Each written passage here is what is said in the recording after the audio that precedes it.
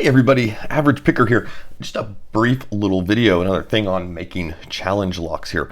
So in the past, I've shown that one way to mark where you need to do your cuts on the key is, you've got your blank, you take a magic marker, run it down the edge, so you kind of blacken it out. Normally I use red. I just found that red, at least in my lighting conditions, shows up a little better. Slide the key in, find something that'll fit down in one of the chambers. In this case, I'm using a jewelry file, and just kind of get in there and give it a scrape, right? And this is a pretty cheap and easy method, because even if you don't have a set of jewelry files that you use, you probably have a magic marker, and you probably have something that'll fit down in those chambers, and you just have to kind of rake it a little bit and score it some. Let me see, I didn't really do this one very well, but it'll get the point across. So anyway, I had a couple of these, and I don't know why I didn't think to use them, but it's another tool to maybe add to your arsenal. So this is a center punch, and some of you no doubt use them, and you're no doubt familiar with them. You can pick these up for anywhere for a couple bucks up to probably $25, $50. In the case of center punches, at least my limited experience, more expensive is not necessarily better. Some of the more expensive ones, they will last a little longer. The tip does wear out, but honestly, for as long as these typically last, you're fine just spending a couple bucks on it. But it produces some pretty good results, and sometimes it can produce some good results, but they can be problematic. We're going to flip the camera in just a moment. I'm going to show you kind of the results of it, but I'm going to just right here show you kind of what you do. You take your blank, slide it in. You do have to set the tension on these. I'm going to try to get this one to also mess up so I can show you an example of when it doesn't work. But you just slide it in there, get it on the key. This is hard to do on the camera. There we go. Hope you saw that, probably heard it. I'll get it up closer to the mic. Basically, this tip is just kind of spring-loaded. Now what you're hearing is just the tip of the punch kind of breaking free inside. That's the best way I can easily describe what it's doing. That clicking noise is not like a hammer bit driving the tip down any harder. It's just how much tension you have set on the tool. And you can set them to really low tension. Highest tension is not always better. Like I said, I'm trying to get this one to actually mess up a little bit.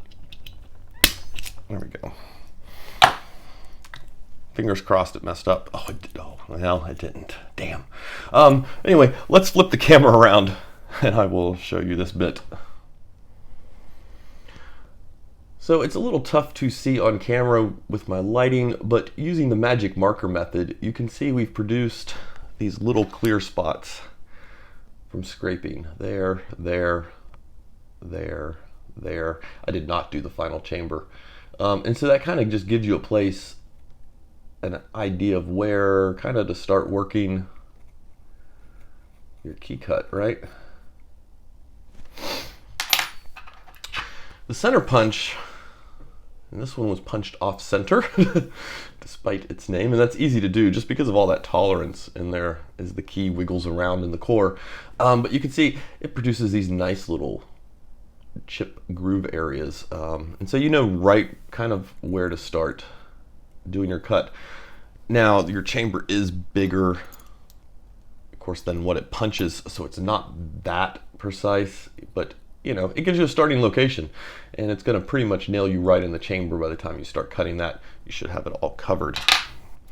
This is the one we just did, and you can see I tried to get really off center, and unfortunately it did not do what I was hoping it was going to do. If we look down in there, you can see that how those punches sit. Now, it is possible sometimes that you get a really weird angle sometimes, and it may just be because you're having, maybe you've got too much tension set on your hole punch, or your center punch, sorry. Yeah, this one still didn't do it. And some of it's based off the key material, of course, too.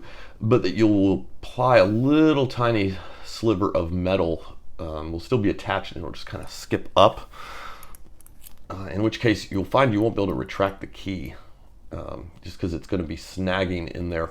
You've got to really kind of mess it up. Out of using this a whole bunch now, I think I've only had one really mess up. Pretty easy fix. Just come in with a jewelry file, and you can just kind of do like that and tip it off a little bit, and the key slides out fine if it gets stuck. So anyway, yeah, just another little tool to add to your arsenal if you have not already got one. For the $4 to $7 that it is, if you're doing a lot of challenge locks, it does a good job. Maybe worth investigating and picking up. So, but again, that snap noise is not a hammer driving this thing down or anything like that. It's just the tension breaking free, and you can see we can twist that off to make it so it requires a little more tension, a little less tension as you kind of back that around and play with it. Cool. So yeah, just another way to score keys so you can tell where the chambers are at.